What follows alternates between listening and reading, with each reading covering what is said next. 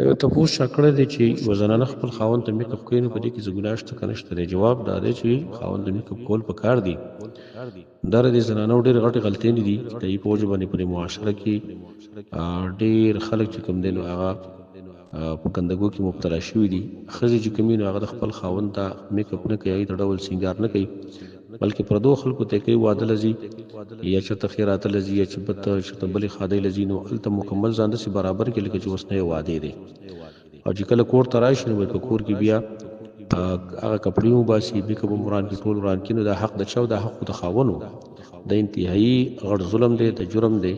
که چېرته دې زنانو خپلو خاوندانو ته دغه شان ځان ښایسته کولی، میک اپ یې کولی، نور چاته نه کولی، نو دا خاوندان دا په پردو زنانو پسې نه ګرځېدی، پردو زنانو څخه بې خبرې نه کولی. خو د دې زنانو غټه غلطي دا ده چې هغې خاوندانو ته میک اپونه نه کوي، پردو خلکو ته میک اپونه کوي. د هغې په نتیجه کې اکثرې زنانه په دې مصیبت کې مبتلا دي چې خاوندان یې د پردو جینکو څخه خبرې کوي. دا انتهایي ظلم دی، دا زیاتۍ دی، او دا ښځې د ځان سره ظلمونه کوي.